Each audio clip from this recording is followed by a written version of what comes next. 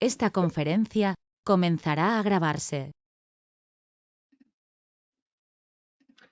Bien, pues vamos a dar comienzo a una nueva sesión de la serie de estudio del libro de Urantia, y esta vez estamos en la parte cuarta, la vida y las enseñanzas de Jesús. Y aquí empezamos el documento 126, los 2 años cruciales. Pues bien, hemos estado viendo pues hasta los 12 años de la vida de Jesús, y ahora vamos a ver los 13 y los 14 años cruciales para Jesús, porque como ya anunciamos y veremos, fallece José y Jesús tiene que posponer sus planes de empezar a realizar su misión divina, de la cual ya era bastante consciente, y tiene que ocuparse, los medios tienen que ir en consonancia con el fin de sostener a su familia hasta que se pueda sostener por sí misma, de ayudar a su madre, a María, como primogénito, ya con una prole de 7 u 8 hermanos, no sé si había nacido el último o los 2 últimos, en total 9. Pues bien, esto es lo que se va a empezar a reflejar en este documento 126, los 2 años cruciales. Y hoy lo que vamos a hacer es la introducción a este documento 126, quizás el epígrafe primero, el año 14º, año 8 después de Jesucristo, sus 13 años. Vamos a empezar a leer y vamos cómo va evolucionando. Y dice así: de todas las experiencias de la vida terrenal de Jesús, los años 14 y 15 de su vida, decía yo 13 y 14, pues bien, 14 y 15, fueron los más cruciales.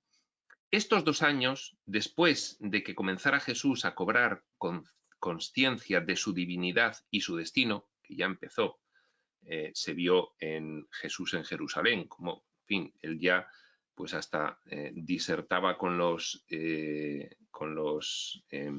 rabinos allí en el templo de una forma extraordinaria, y se mostraba indiferente cuando su madre y su padre le ofrecían, por iniciativa del chazán de la sinagoga de Nazaret, Jesús tiene que estudiar en las escuelas rabínicas de Jerusalén, porque Jesús tiene un gran potencial para el estudio de las escrituras hebreas. Y bueno, pues Jesús se mostraba completamente indiferente, porque él ya sabía, ya intuía cuál era su misión en la tierra. Eso es lo que dice aquí. Estos 2 años, después de que comenzara Jesús a cobrar conciencia de su divinidad y destino, y antes de que lograra un alto grado de comunicación con su ajustador residente, antes de representar al Cristo, la fusión con el ajustador residente la fusión es representar al Cristo, pues antes de que llegase ese momento. Fueron los más atribulados estos 2 años de su extraordinaria vida en Urantia. Es este periodo de 2 años el que debería llamarse la gran prueba, la verdadera tentación. Y atención, porque ya de estos 2 años se pueden sacar de aquí conclusiones interesantísimas para la vida de cada uno de nosotros. Interesantísimas. Jesús podía haber prescindido de su familia con el argumento de que su misión divina era fundamental, pero los medios tienen que ir en consonancia con el fin. Ya nos lo explicó después esto mismo en un curso de milagros. En este periodo de 2 años es el que debería llamarse la gran prueba, la verdadera tentación. Ningún joven humano, al experimentar las confusiones y los problemas de adaptación inherentes a la adolescencia, ya sabemos lo que es la adolescencia de nuestros adolescentes actuales, hubo de someterse jamás a una prueba más crucial que aquella por la que pasó Jesús durante su transición de la niñez a la juventud. Este importante periodo en el desarrollo juvenil de Jesús comenzó al término de su visita a Jerusalén y a su regreso a Nazaret. Bueno, aquí por supuesto, pues los padres, cuando Jesús se pierde y se le va la hora y se le va el día, porque está ensimismado con, en fin, poder dar su opinión ante las charlas que daban los rabinos ahí en el templo. Entonces se le va completamente. Al principio María estaba feliz con la idea de haber nuevamente recobrado a su hijo, de que Jesús había vuelto al hogar como hijo obediente, como siempre lo había sido, y de que de ahí en adelante sería más receptivo a los planes de ella para su vida futura. Hijo mío, te has descarriado un poco, te has perdiendo la noción completamente de tus obligaciones, de nosotros como padres. No te encontrábamos. En fin, María decía, bueno, esto ya se va a encarrilar de nuevo, pero no habría de solazarse por mucho tiempo en este sol de ilusión materna y de orgullo familiar no confesado.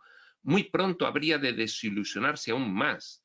Cada vez más gozaba el muchacho de la compañía de su padre, cada vez acudía menos a ella con sus problemas. Al mismo tiempo, ambos padres cada vez más tenían dificultades en entender a Jesús. Las frecuentes fluctuaciones de Jesús entre los asuntos de este mundo y la contemplación de su relación con los asuntos de su padre. Él ya repetía muy frecuentemente, una cosa es el mundo y otra cosa es los asuntos de mi Padre Universal que tengo que atender. Sus padres no lo entendían.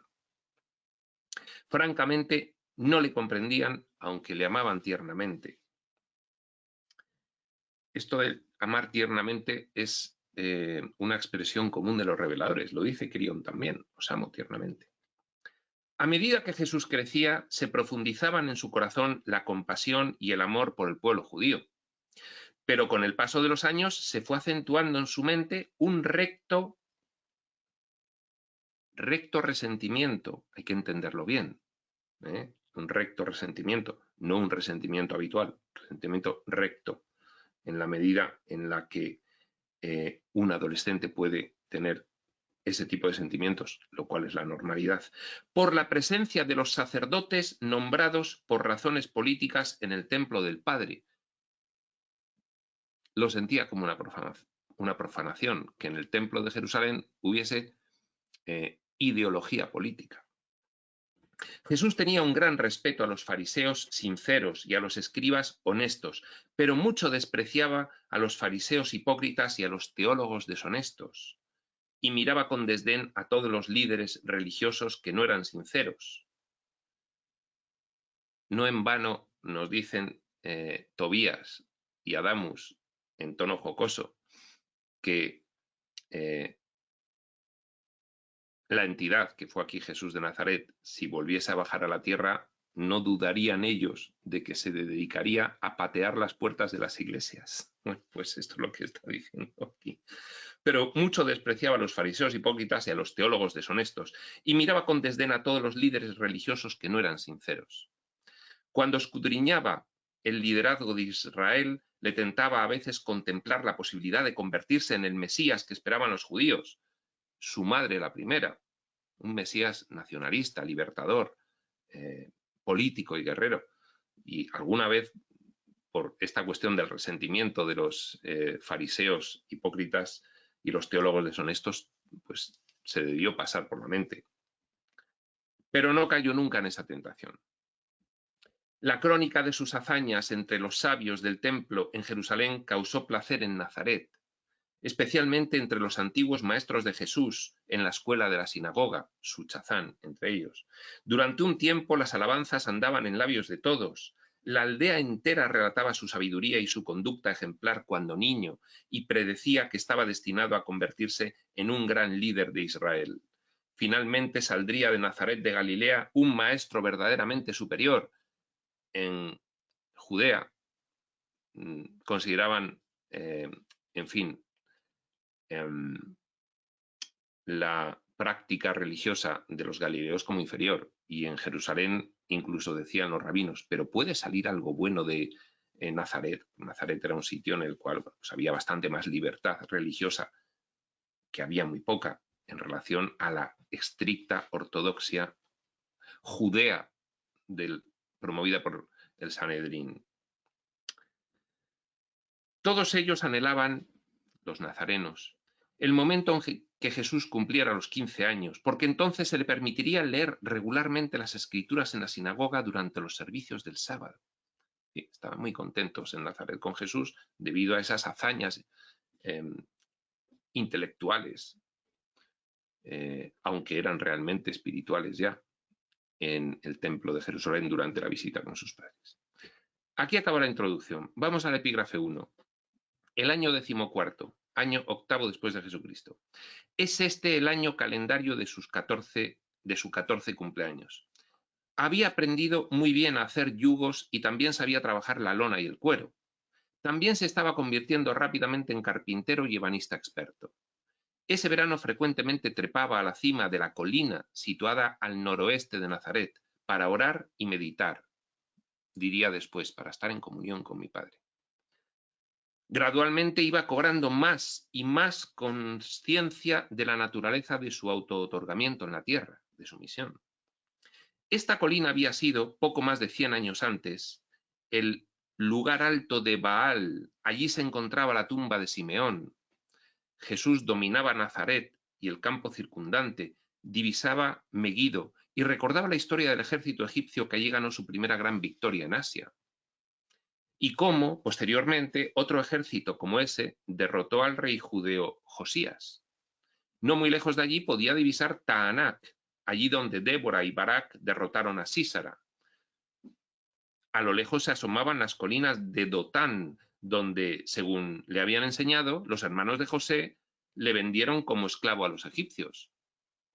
Al volver la vista hacia Ebal y Gerizim, rememoraron las tradiciones de Abraham, Jacob y Abimelech, así que recordaba y reflexionaba sobre los acontecimientos históricos y tradicionales del pueblo de su padre José. Proseguía con sus cursos avanzados de lectura bajo la dirección de los maestros de la sinagoga. Al mismo tiempo también se ocupaba de la educación en el hogar de sus hermanos y hermanas a medida que crecían.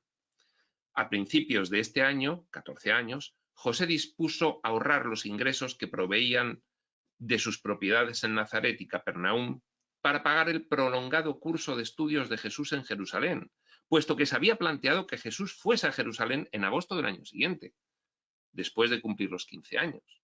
Ya lo tenían casi decidido, y más después del episodio de desobediencia, en fin, que tuvo en Jerusalén, cuando se perdió. Ya para comienzos de este año abrigaban José y María frecuentes dudas acerca del destino de su hijo primogénito. José y María eran conocedores de que era un hijo de destino. Se lo había anunciado Gabriel a María y a la prima Elizabeth, madre de Juan el Bautista, y habían hablado entre ellas, ya lo tenían claro. Por cierto, Jesús era un muchacho brillante y amable, pero él era tan difícil de comprender, tan evasivo de entender para sus padres. Además, nada acontecía que tuviera visos de extraordinario o de milagroso en él, por el momento. Decenas de veces, esta madre orgullosa, María, había esperado ansiosamente, casi sin respirar, un gesto sobrehumano, una acción milagrosa de su hijo, pero siempre esta esperanza anhelante se había visto destruida, dando paso a la desilusión más cruel. Esta situación era desalentadora, aun descorazonadora. El pueblo devoto de aquellos tiempos quería sinceramente que los profetas y los hombres de promesa manifestaban siempre su misión y establecían su autoridad divina por realizar milagros y por hacer maravillas. Pero Jesús no hacía nada de eso, por lo cual la confesión de sus padres se acrecentaba con el paso del tiempo al contemplar el futuro de este hijo. De muchas maneras se reflejaba en el hogar la situación económica más desahogada de esta familia de Nazaret. José se había vuelto contratista, había pasado de carpintero a realizar obras completas de construcción y tenía trabajo en las ciudades cercanas, por ejemplo en Séforis, lugar donde murió.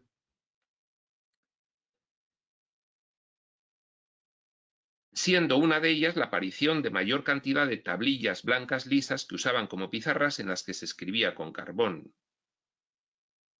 Podían comprarlas. También pudo Jesús reanudar sus clases de música, pues le encantaba tocar el arpa.